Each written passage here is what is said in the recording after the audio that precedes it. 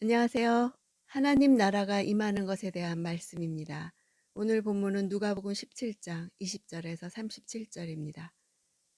20절 바리새파 사람들이 하나님 나라가 언제 올 것인지 물어보자 예수께서 대답하셨습니다. 하나님 나라는 눈으로 볼 수 있는 모습으로 오지 않는다. 이 질문은 당시 사람들에게 뜨거운 주제였습니다. 그들은 로마 식민 치하에서 메시아가 와서 나라를 독립시키고 다윗 왕국을 이루리라는 희망으로 겨우 버티고 있었습니다. 예수께서는 하나님 나라가 이미 임했다고 말씀하셨으나 유대인들이 바라던 하나님 나라가 가시적으로 이루어지지 않자 바리새인들은 예수님을 비꼬며 질문한 것입니다. 로마의 압제 체제를 전복하고 이루어지는 메시아의 정치적 통치를 바라는 그들에게 예수님은 하나님의 주권적 통치가 이루어지는 영적 통치를 말씀하시는 것입니다. 바리새인들은 언제 임하느냐고 때에 관해 질문했지만 예수님은 하나님 나라는 사건으로 임하는 것이 아니라고 하셨습니다. 이것은 당시의 시간 개념 때문인데요.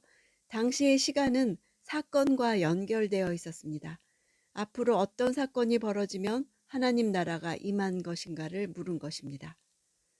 21절 또한 보라 여기에 있다 보라 저기에 있다 하고 말할 수도 없다. 하나님 나라는 너희 안에 있기 때문이다. 하나님 나라의 현재성을 말하는 것으로 내적이고 영적인 성격을 가리킵니다. 하나님의 나라는 성령으로 말미암아 성도들 안에 눈에 보이지 않게 역사하십니다. 22절 그리고 제자들에게 말씀하셨습니다. 너희가 인자의 날들 중 단 하루라도 보고 싶어 할 때가 오겠으나 보지 못할 것이다. 하나님 나라의 미래성을 말하고 있습니다. 메시아의 통치가 완성되는 재림의 시점을 말합니다. 인자의 날들 중 단 하루라도 보고 싶어 한다는 것은 재림의 지연을 가리킵니다. 24절 마치 번개가 하늘 이 끝에서 저 끝까지 번쩍거리며 비치는 것처럼 인자도 자기의 날에 그러할 것이다. 왜냐하면으로 시작되어서 사람들이 왜 거짓 선지자들의 미혹에 넘어가서는 안 되는지에 대한 이유를 보여줍니다. 번개 이미지는 극적인 돌발성과 광범위한 가시성을 보여줍니다. 장차 재림하시는 예수님은 초림 때와 달리 모든 사람들이 인식할 수 있도록 공개적으로 오실 것입니다. 번개가 내리칠 때 하늘 아래 한 곳에서부터 다른 곳으로 번쩍거리며 비치는 것과 같이 모든 사람이 볼 수 있게 임하십니다. 25절 그러나 인자는 먼저 많은 고난을 당하고 이 세대에게 버림받아야 한다. 인자가 고난받는 것 역시 하나님 나라가 임하는 것과 연관을 가집니다. 주님의 재림으로 하나님 나라가 최종적으로 완성되는 그날에는 예수께서 심판주로 오실 것입니다. 따라서 그 전에 죄로 인해 멸망할 수밖에 없는 온 인류를 구원할 기반을 먼저 마련해 놓아야만 합니다. 26절 27절 인자의 때는 노아의 때와 같을 것이다.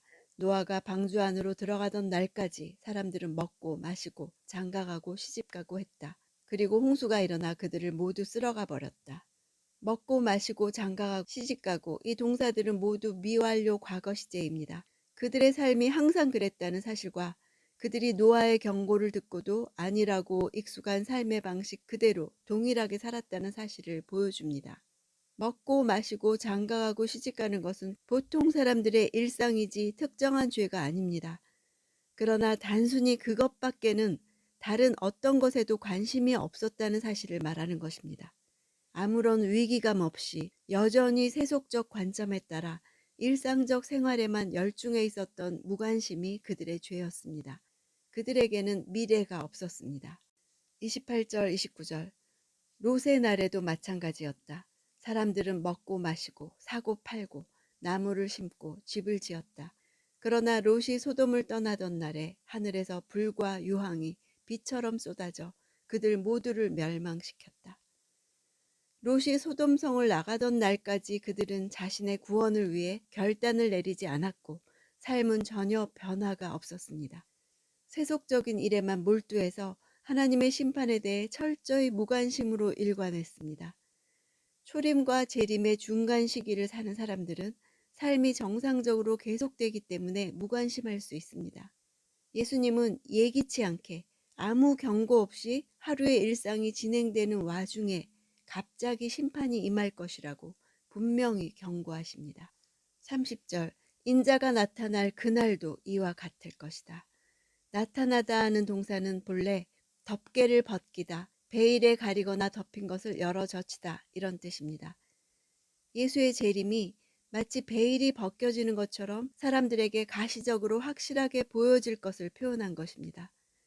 노아와 롯의 때의 사람들 모두는 하나님의 경고에 아랑곳하지 않고 오로지 자신들의 삶을 영위하는 데만 모든 관심을 집중하다가 각각 물과 불 심판으로 멸망하고 말았습니다.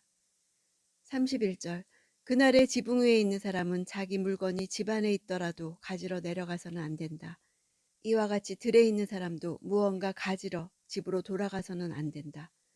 여기서는 자기 물건, 무언가 하고 세속적 재물이나 이 세상에 속한 것들에 대한 자기의 집착을 말하고 있습니다. 그리스도 재림의 때가 이르렀음에도 불구하고 아직도 버리지 못하고 있음을 가리킵니다. 동시에 역으로 본다면 하나님 나라에 대한 가치를 가장 우선시하고 소중히 하라는 말씀입니다. 32절 롯의 아내를 기억해보라. 이미 버린 것을 다시 소유하고자 뒤로 돌이키다 멸망한 사람을 실제 예로 드십니다. 세상 것에 대한 집착을 버리지 못하는 마음이 어떠한 결과를 가져오게 되는지에 관해 잊지 말고 계속 기억하라고 하십니다. 우리는 마치 세상이 불에 타고 있는 것처럼 서둘러 세상에 대한 집착을 버리고 하나님 나라로 들어가야 합니다. 33절 누구든지 자기 생명을 구하려는 사람은 잃을 것이요 누구든지 자기 생명을 잃는 사람은 보존할 것이다. 노아 시대의 사람들, 롯 시대의 사람들, 롯의 처는 모두 세상의 재물과 소유를 사랑해서 목숨을 유지하고자 하는 자였습니다. 결국 영원히 멸망하고 말았습니다.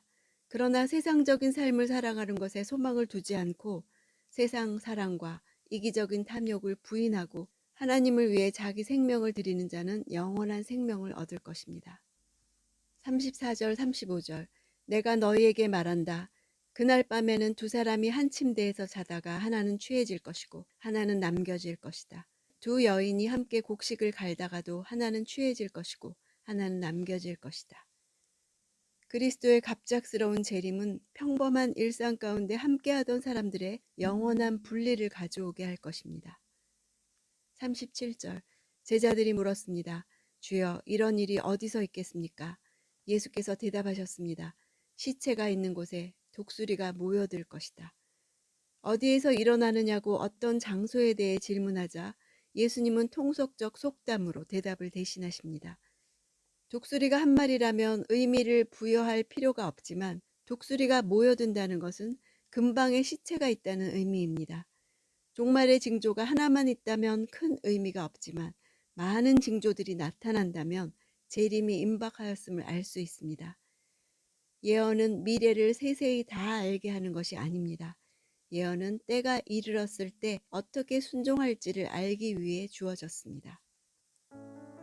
바리새인들이 하나님 나라가 언제 임하느냐 물었던 것은 자신들이 바라는 나라가 언제 이루어지는가에 대한 것이었습니다. 내 뜻이 이루어지기를 바라는 것은 하나님 나라가 아닙니다. 하나님 나라가 너희 안에 있다는 것은 내 안에서 확인할 수 있다는 것입니다. 그것은 인격적으로 다스림을 받는 것을 뜻합니다. 인격 안에서 일어나는 일이기에 눈으로 볼 수 있게 임하지 않는다고 하셨습니다. 밖으로 보여지는 일들은 먼저 내 안에서 일어난 일들의 영향입니다. 먼저 내 안에서 하나님이 다스리고 계시는 일들이 있는지 봐야 합니다. 하나님의 나라는 하늘이 이 땅에 임하는 것입니다. 그래서 누구든지 자신의 인생을 진정한 왕이신 예수님께 순종할 때에 하나님의 나라가 그 사람을 통해서 이 땅에 임하게 되는 것입니다. 어디에 있든지 무엇을 하든지 하나님의 나라가 그곳에 임하게 되는 것입니다. 오늘 내가 있는 모든 곳으로 가져오게 하는 것입니다. 그래서 하나님 나라는 내가 먼저 다스림을 받는 것이 중요합니다.